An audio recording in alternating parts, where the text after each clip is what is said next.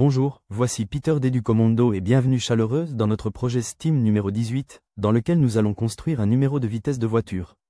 Ces leçons sont destinées aux professeurs STEAM débutants absolus. Aucune connaissance préalable en programmation ou en électronique n'est requise. Nous appelons ce niveau le niveau explorateur.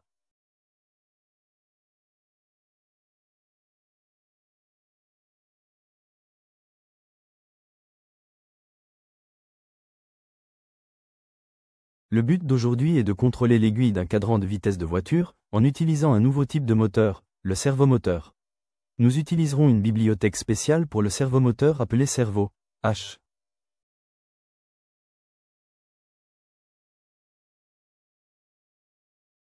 Nous présenterons également un type particulier de résistance, à savoir le potentiomètre. Nous parlerons de la loi d'Ohm et, le plus important, nous ferons travailler notre classe en équipe.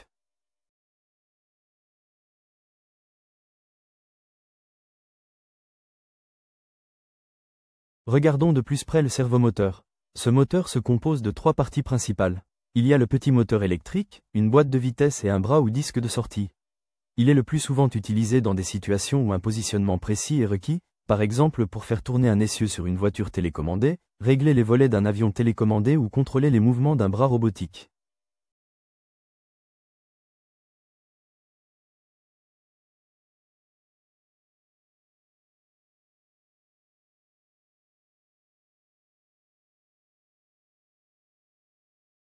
Le servo standard est très précis pour positionner l'axe entre 0 et 180 degrés, même si vous pouvez également trouver d'autres servos allant jusqu'à presque 360 degrés.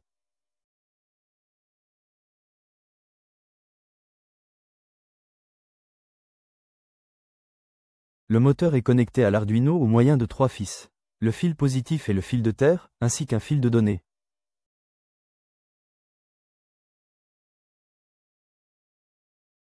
Étant donné que les moteurs inclus dans les kits de démarrage sont assez petits, ils ne consomment pas beaucoup d'énergie. Nous n'avons pas besoin de contrôleurs et nous pouvons les connecter directement à l'Arduino ou à la maquette. L'autre composant que nous avons présenté aujourd'hui est le potentiomètre ou pommètre. Ceci se présente sous de nombreuses formes et formats. Celui qui est dans le kit que nous utilisons est ce petit bleu. Il s'agit d'une résistance variable à 3 broches, dont les bornes extérieures sont connectées aux 5 volts et à la masse.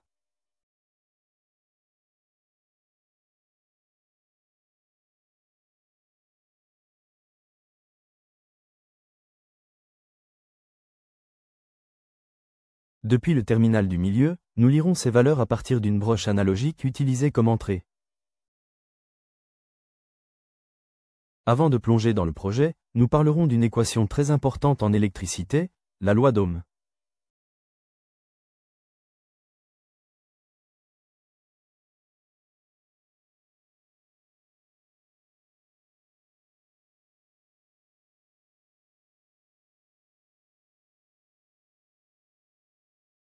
Dessinons un circuit simple avec une source d'alimentation de 5 volts, une résistance et une LED rouge.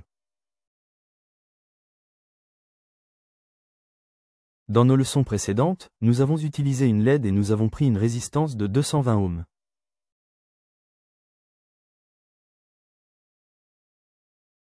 Mais comment savons-nous quelle devrait être cette valeur?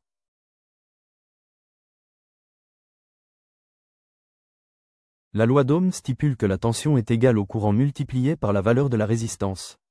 Il existe un moyen simple de se souvenir de la loi d'Ohm en dessinant le triangle de la loi d'Ohm. Dessinons donc ce triangle, et la façon de le lire est assez simple.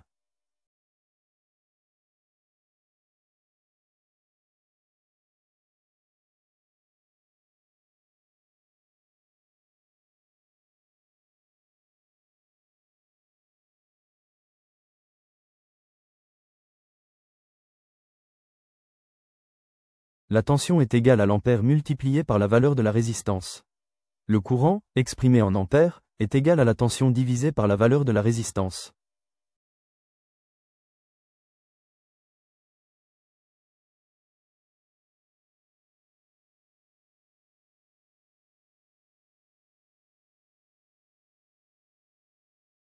Et la valeur de la résistance est égale à la tension divisée par les ampères, le courant.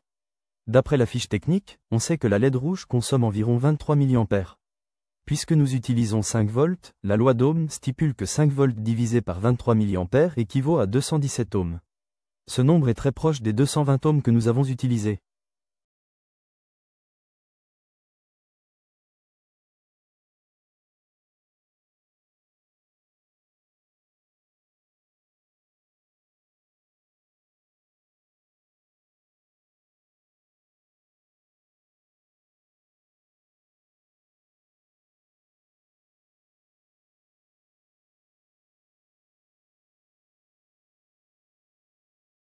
Et si on avait deux résistances en série, donc l'une derrière l'autre? La valeur totale est la somme des résistances 1 et 2. Supposons que nous ayons une résistance de 500 ohms et une de 300 ohms, le total sera de 800 ohms.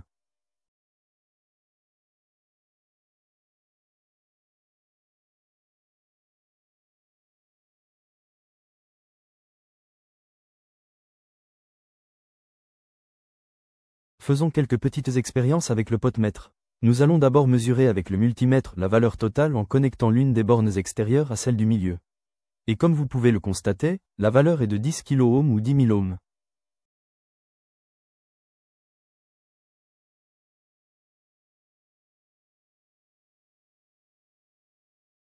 Connectons maintenant un deuxième multimètre à l'autre borne du milieu. Sur les deux écrans, vous pouvez voir les valeurs changeantes au fur et à mesure que l'on tourne le bouton du potentiomètre.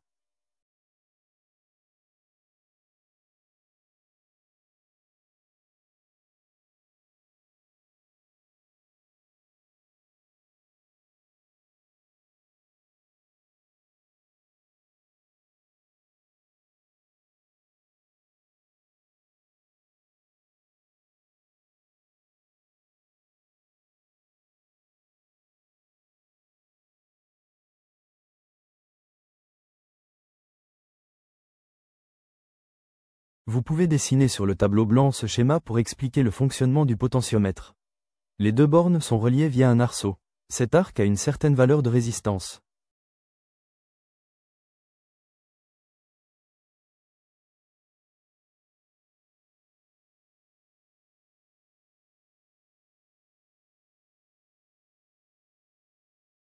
Dans notre cas, c'était 10 000 ohms.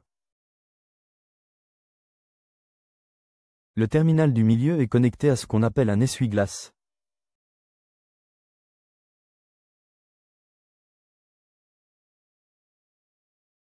Cet essuie-glace est relié au bouton, de sorte qu'il puisse être tourné à différents endroits de l'arche.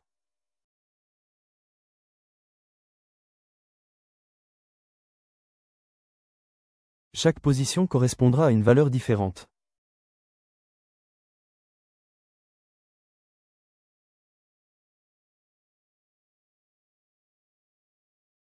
Essentiellement, vous pouvez comparer cela avec deux résistances différentes en série.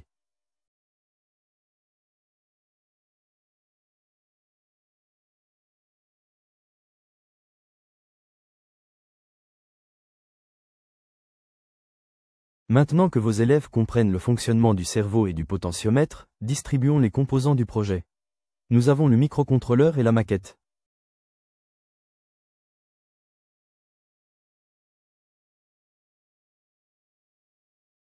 Le servomoteur. Le potentiomètre.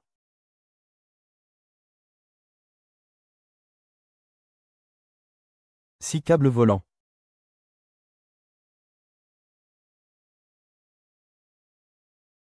Quelques fils préformés.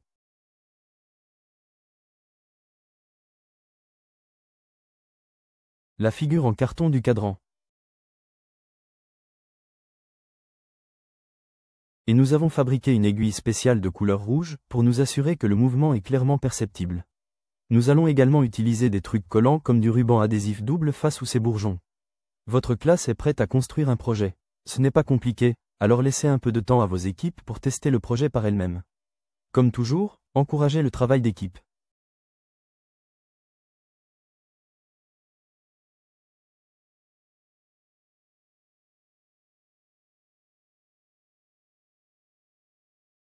Étant donné que le potmètre et le cerveau auront besoin de connexion de 5 volts, nous commençons par connecter les rails extérieurs de la plaque de projet aux 5 volts et à la masse du microcontrôleur.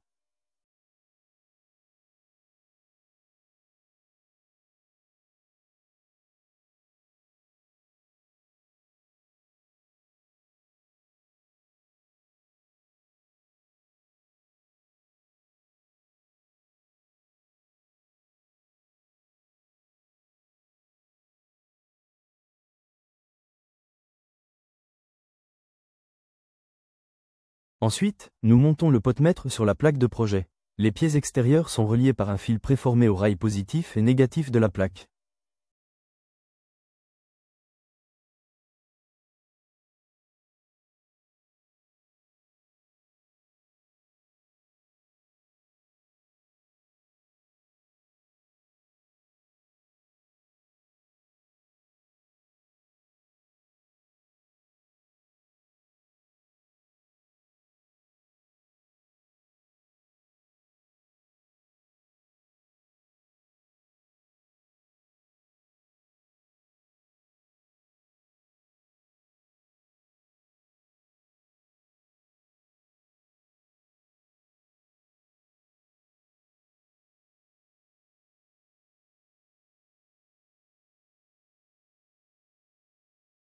La jambe du milieu est connectée à la broche analogique A0. Nous pouvons maintenant connecter le cerveau.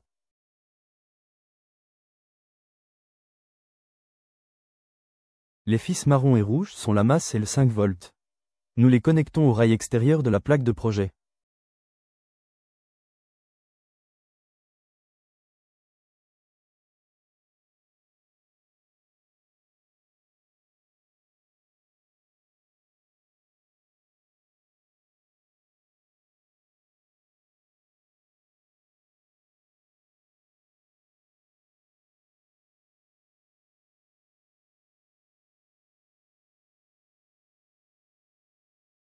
Le fil orange est le fil de commande.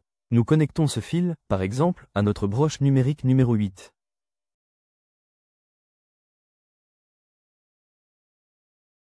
Bien entendu, le plus important est d'ajouter l'aiguille et le cadran en carton.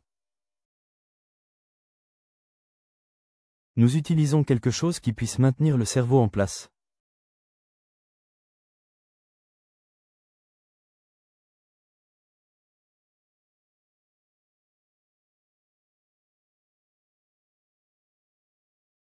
Maintenant, un conseil. N'utilisez pas ces objets collants sur la plaque de projet, car ils feraient des dégâts et obstrueraient les trous de la plaque.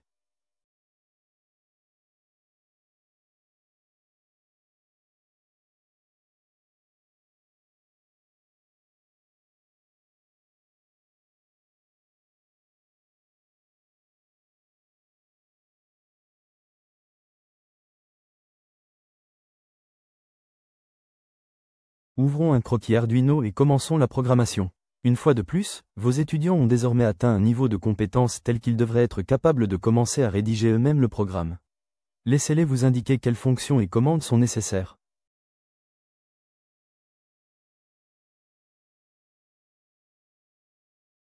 Nous commençons par mettre le nom et les variables en haut de notre croquis.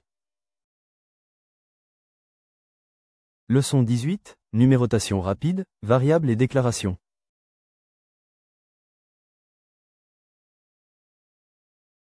La première chose que nous devons savoir est que nous travaillerons avec une bibliothèque. Cette bibliothèque s'appelle Cerveau, H. Nous appellerons la bibliothèque, en utilisant le hashtag include. Et puis, entre les parenthèses pointues, Cerveau, H.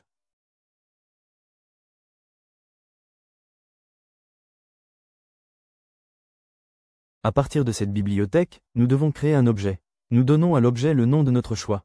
Et pour notre leçon, nous l'appellerons MyCerveau. Nous utilisons la commande cerveau mycerveau.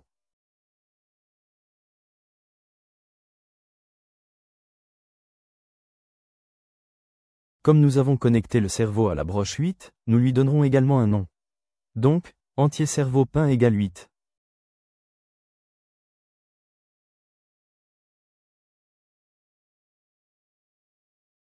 Le cerveau devra nous montrer différents degrés entre 0 et 180. Nous avons donc besoin d'une variable pour refléter ces degrés.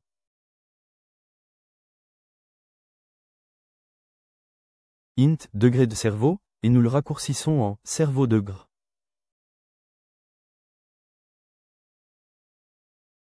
Nous avons connecté la broche centrale du potentiomètre à la broche A0. Nous allons lui donner le nom entier, pot peint, égale A0. Nous aurons également besoin d'une autre variable, car nous lirons ce potentiomètre et nous appellerons cette variable poval.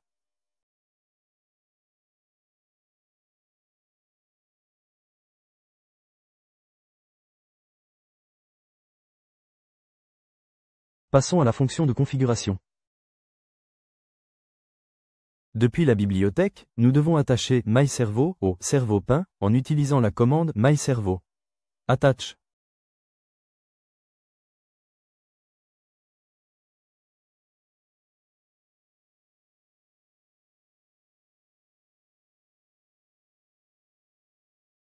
Nous vérifierons le fonctionnement du potmètre en vérifiant les valeurs sur le moniteur série.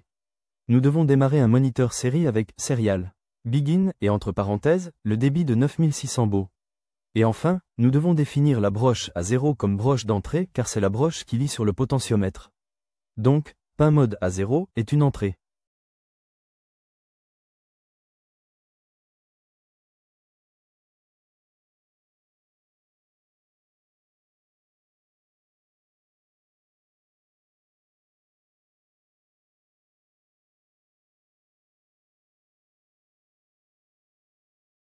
Il est maintenant temps de passer à la boucle de fonction. La première chose que nous voulons vérifier est si le potentiomètre fonctionne correctement. Nous faisons cela en créant d'abord que le pot value est égal au analog read du pot peint.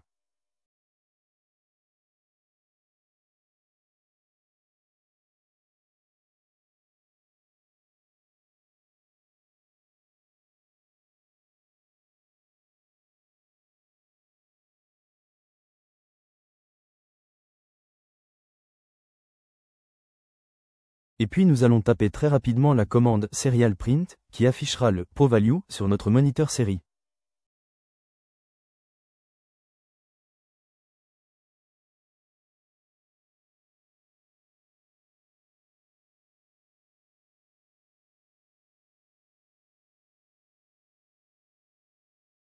Nous allons également introduire un délai d'environ 1 seconde, sinon les valeurs s'afficheront trop rapidement.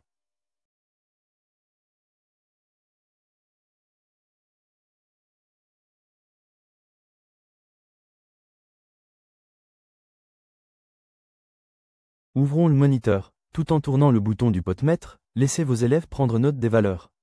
N'oubliez pas que nous devrions obtenir des valeurs comprises entre 0 et 1023. Mais que vivons-nous en réalité? On remarque que les valeurs se situent en réalité entre 80 et 1000 en moyenne.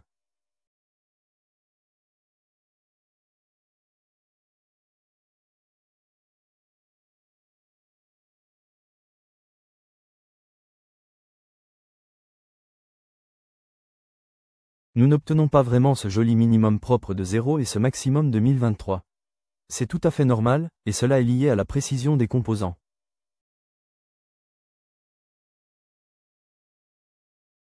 Comme nous avons toujours besoin d'un maximum de 180 degrés et d'un minimum de 0 degrés, nous utiliserons une fonction Arduino appelée map. La variable servo_degré sera définie par la lecture du pot value, mais on mappe le minimum de 80 et le maximum de 1000 à 0 degrés et 180 degrés. De cette façon, nous obtiendrons une belle voûte complète, même sans atteindre les valeurs théoriques.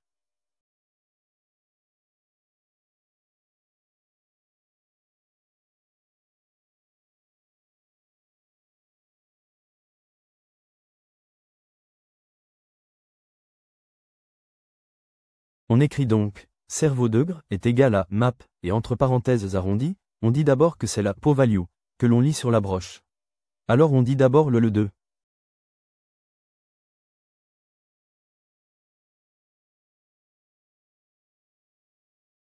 Valeurs que nous avons vues 80 et 1000 et nous les mappons sur 0 et 180 degrés. Maintenant, nous pouvons envoyer cette valeur à mon cerveau en utilisant la commande myservo.write_servo_the_grid.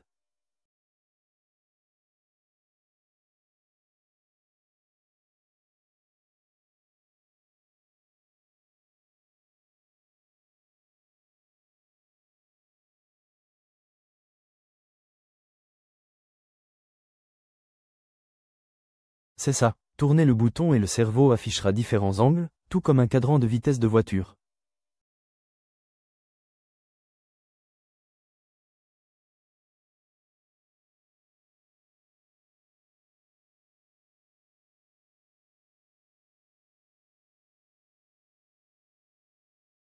Si ça ne marche pas de panique. Laissez vos élèves effectuer une recherche de panne logique comme par le passé.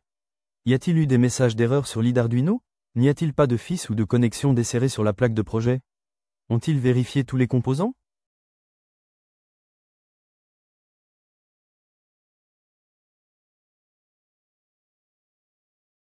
Existe-t-il une connexion USB appropriée entre l'ordinateur et le microcontrôleur? Et ainsi de suite. Revenons sur les objectifs de la leçon d'aujourd'hui. Tout d'abord, nous avons contrôlé l'aiguille d'un cadran de vitesse de voiture, en utilisant un nouveau type de moteur, le servomoteur. Nous avons appliqué une bibliothèque spéciale pour ce servomoteur appelé Servo H.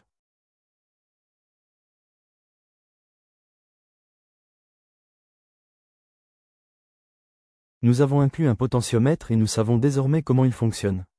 Nous avons eu notre première rencontre avec la loi d'Ohm. Mais le plus important, c'est que notre classe a travaillé en équipe, a fait preuve d'esprit critique et a réussi. J'espère que vous et votre classe avez eu beaucoup de plaisir avec ce projet. Il est temps de conclure avec quelques idées de devoirs.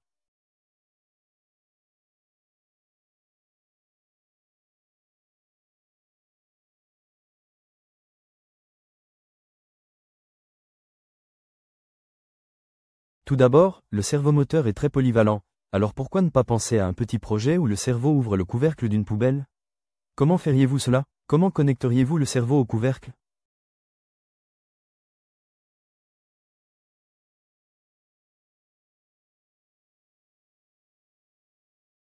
Le deuxième devoir concerne quelques mathématiques. Nous avons utilisé la fonction map, mais à quoi sert-elle exactement? Demandez à vos élèves de se préparer pour la prochaine leçon afin d'expliquer les mathématiques derrière cette fonction carte, en utilisant un graphique x, y et de calculer la pente d'une droite.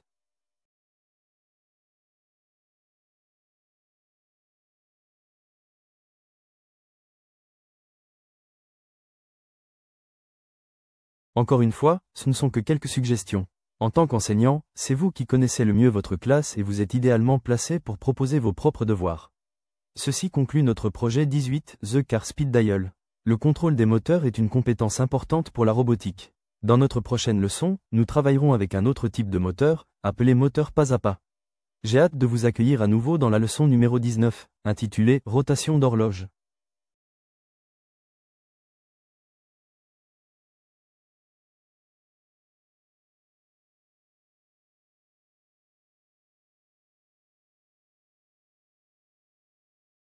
Prenez soin de vous et au revoir pour le moment.